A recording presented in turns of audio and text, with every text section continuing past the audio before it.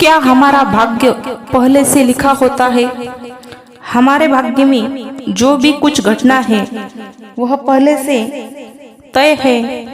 दोस्तों, गरुड़ पुराण में बताया गया है कि मनुष्य के भाग्य में जो भी कुछ जन्म से मृत्यु तक जो भी घटना घटती है वह पहले से तय होता है। दोस्तों, जन्म और मृत्यु ही एक ऐसा सत्य है जिसे कोई टाल नहीं सकता।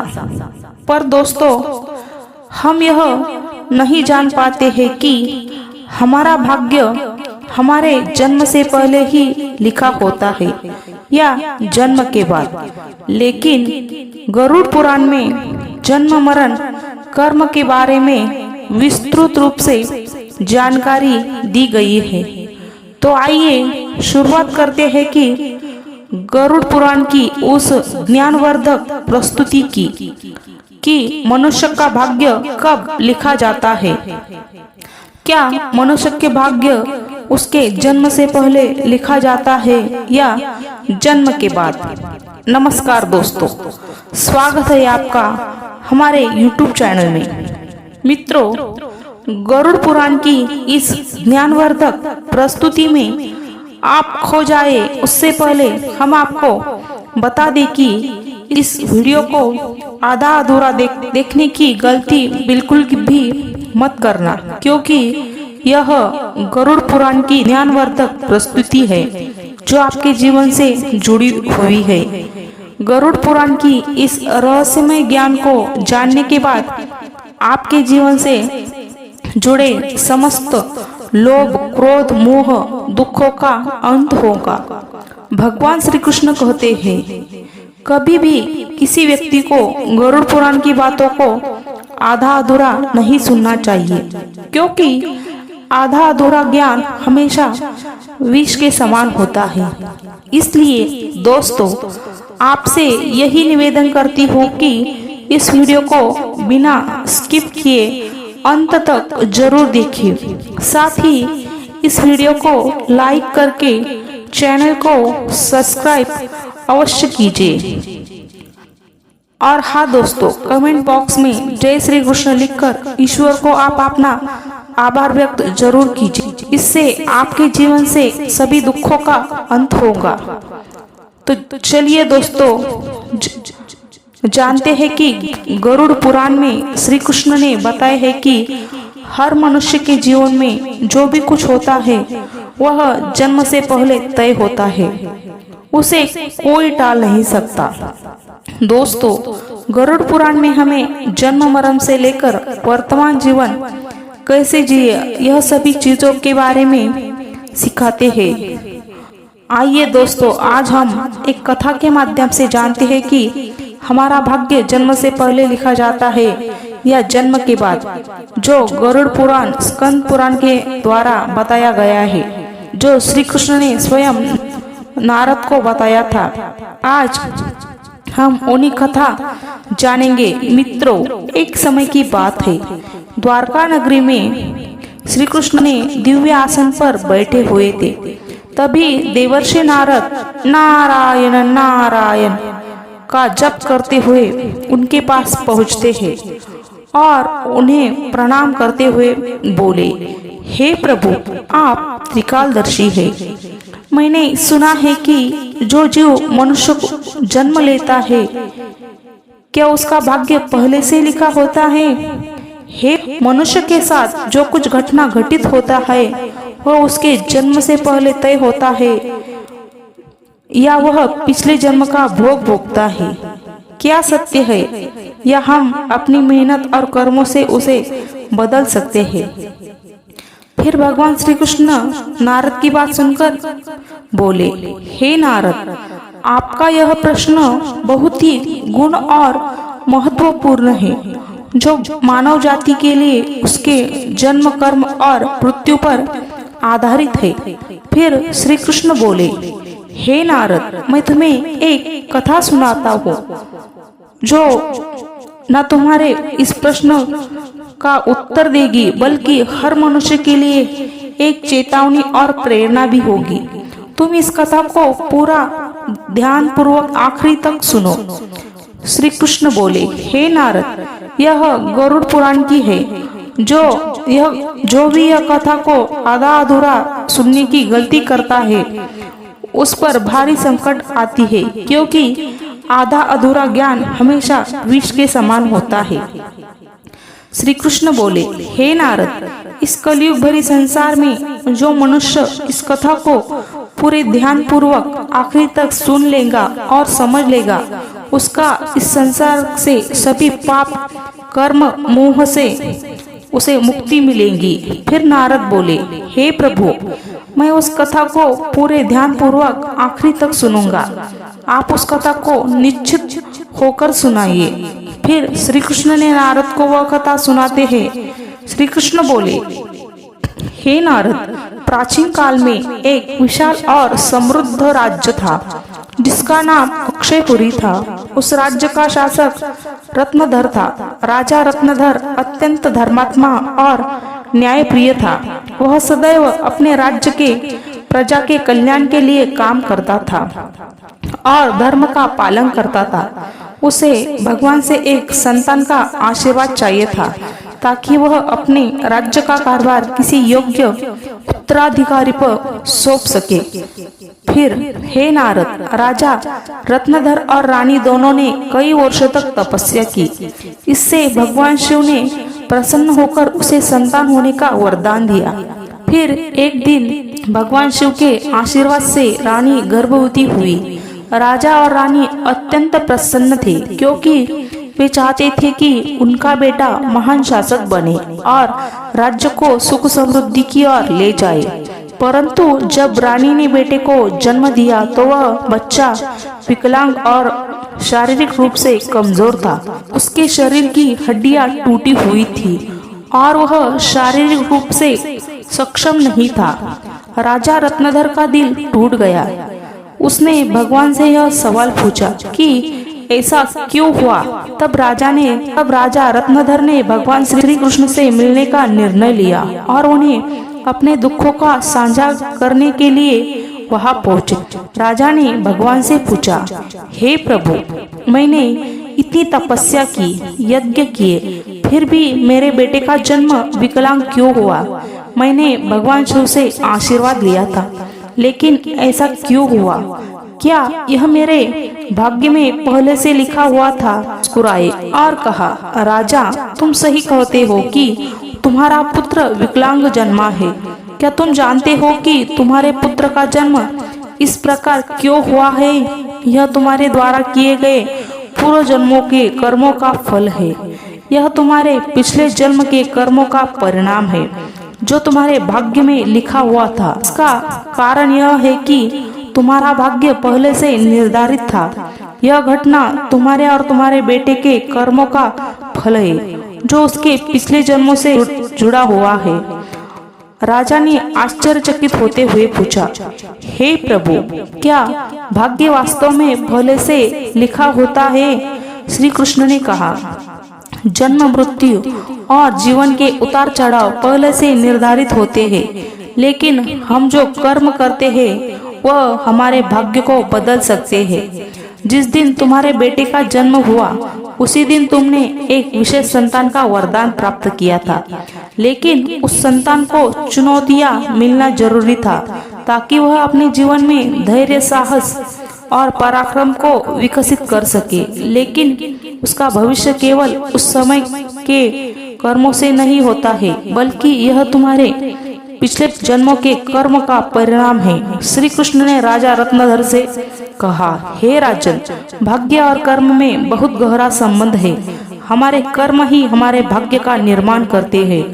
यही कारण है कि हमें जीवन में अपने कर्मों को सदैव धर्म और सत्य के मार्ग पर रखना चाहिए। श्री कृष्ण ने कहा, हे राजन, जो कुछ भी तुम्हारे जीवन में घटित होता है वह तुम्हारे पिछले जन्म के कर्मों का परिणाम है। यदि तुम्हारा बेटा विकलांग जन्मा है तो यह उसकी आत्मा के पिछले जन्म के कर्मों का फल है। जब तुम एक पुण्य आत्मा के रूप में जन्म लेते हो तो तुम्हारे जीवन में कठिनाइयां और संघर्ष जरूर होंगे, क्योंकि इस दुनिया में हर आत्मा को कुछ न कुछ कष्ट भोगना पड़ता है ताकि वह अपने पिछले कर्मों को समाप्त कर सके। लेकिन याद रखो, तुम्हारे बेटे के जीवन में जो कठिनाइयां है वह उसकी परीक्षा है। यदि वह धैर्य और साहस से इन कठिनाइयों का सामना करता है तो वह अपने भाग्य को बदल सकता है।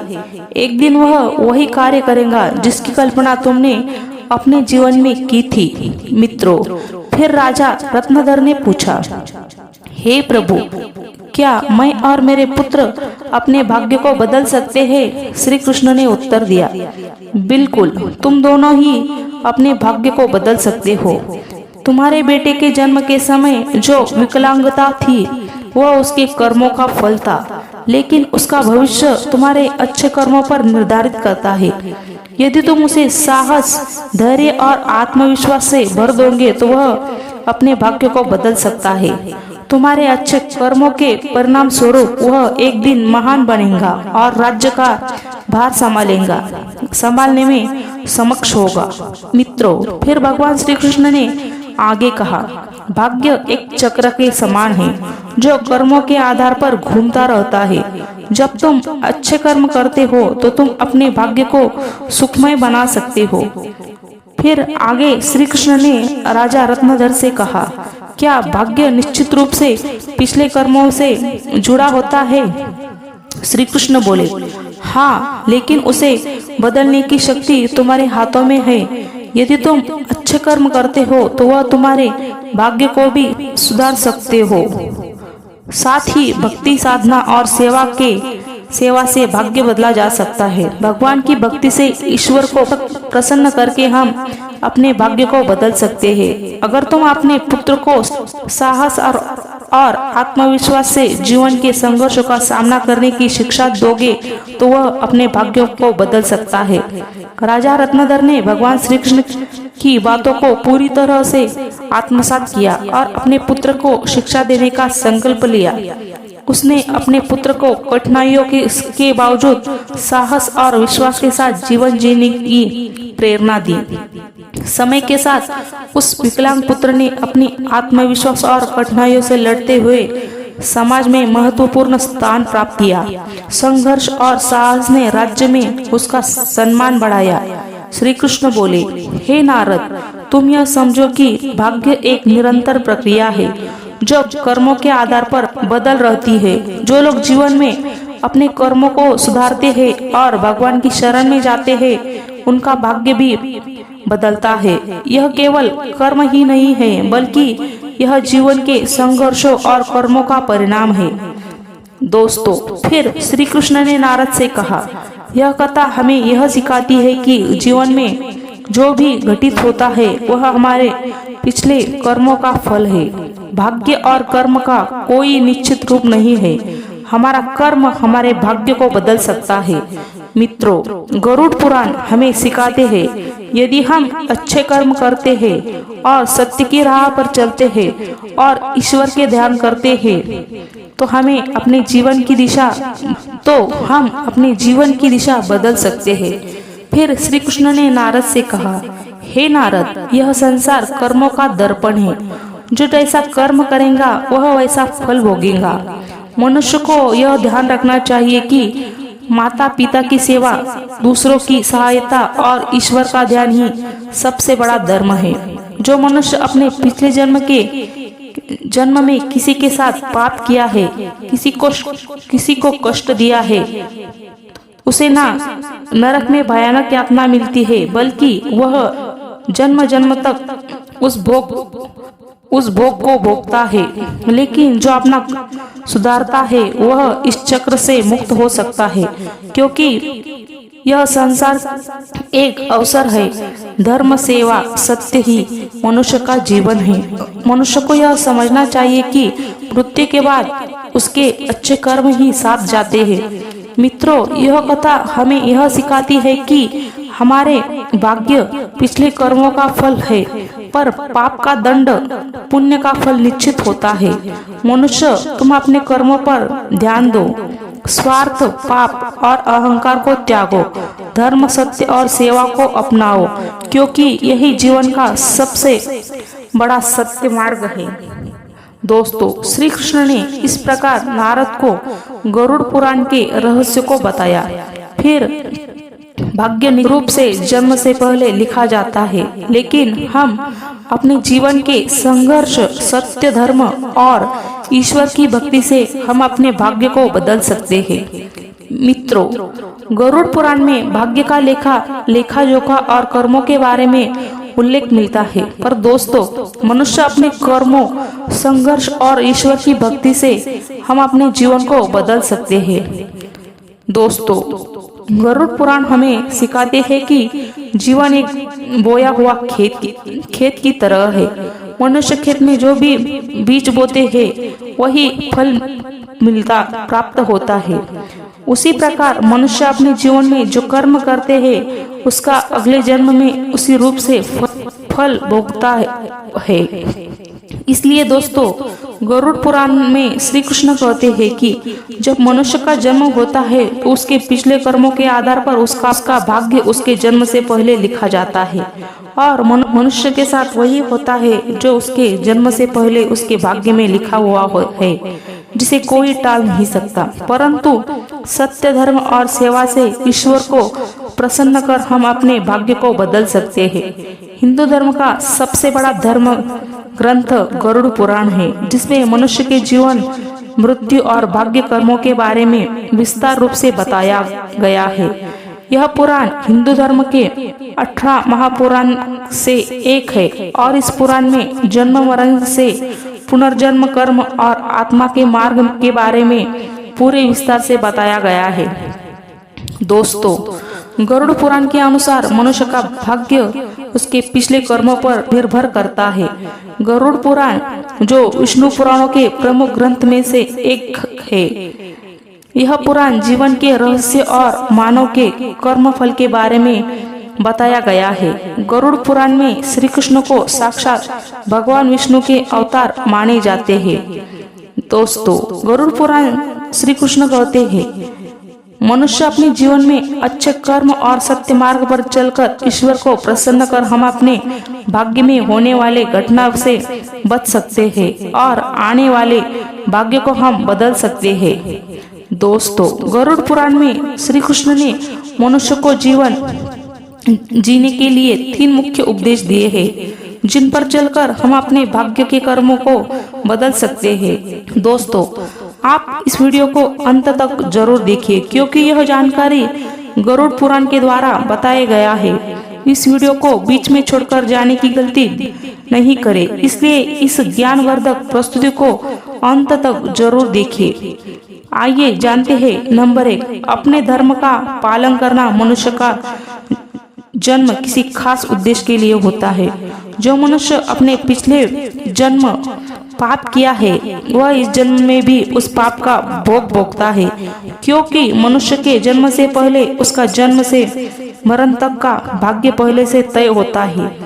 इसलिए दोस्तों, गरुड़ पुराण में श्री कृष्ण ने बताया है, मनुष्य को हमेशा धर्म, सत्य का पालन करना चाहिए। इससे हमारे पिछले जन्म के पाप से बच सकते हैं। ईश्वर की भक्ति से हम अपने जीवन को बदल सकते हैं। अब हम सभी ऊंचाइयां तक पहुंच सकते हैं।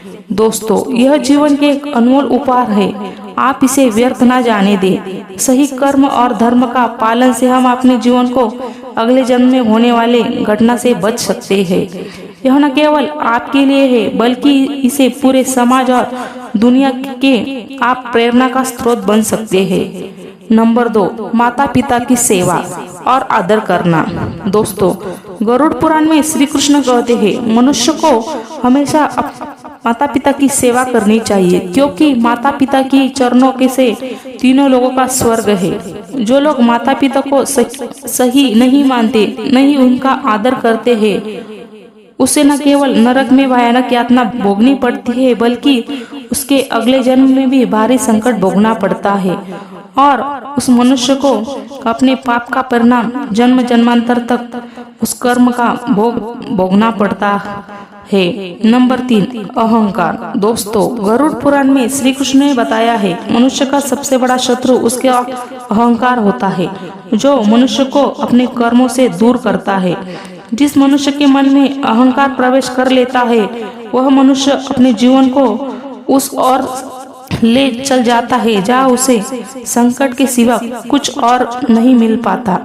उस व्यक्ति को न केवल नरक में भयानक यातना भोगनी पड़ती है, बल्कि वह व्यक्ति अपने आने वाले भाग्य को भी नरक की ओर ले जाता है। इसलिए मनुष्य को हमेशा सत्य, धर्म और प्रेम की भावना रखनी चाहिए। इससे वर्तमान जीवन और आने वाले भाग्य हमेशा खुशहाल रहे। मित्रों, गरुड़ पुराण हमें सिखाता है यह जीवन हमारे कर्मों का फल है। यह ग्रंथ हमें यह समझाने की प्रेरणा देता है अपने जीवन में धर्म, सत्य, परोपकार का पालन करना ही सबसे बड़ा कर्तव्य है। आत्मा की मुक्ति और अगले जन्म उच्च योनि प्राप्त करने के लिए मनुष्य को अपने कर्म को ध्यान रखना चाहिए। मित्रों, गरुड़ पुराण हिंदू धर्म के महान ग्रंथों में से एक यही हमारे जीवन को सही दिशा में चलने का ज्ञान देता है, जो हमें सिखाता है कि मनुष्य का भाग्य उसके कर्मों और ईश्वर की इच्छा का परिणाम होता है। यह ग्रंथ न केवल जीवन और मृत्यु के रहस्य के बारे में बताया है, बल्कि यह भी समझाता है कि मनुष्य को अपने जीवन को किस प्रकार सही दिशा में ले जा सकता है। गरुड़ पुराण में मनुष्य के जन्म मरण से लेकर वर्तमान जीवन कैसे जिया जाए, सभी चीजों के बारे में विस्तार से वर्णन किया गया है। मनुष्य के जीवन से लेकर मृत्यु तक सारी जानकारी इस ग्रंथ गरुड़ पुराण में है। बताया गया है कि मनुष्य के जीवन में कुछ घटित होता है, वह हमारे पिछले जन्म का फल है।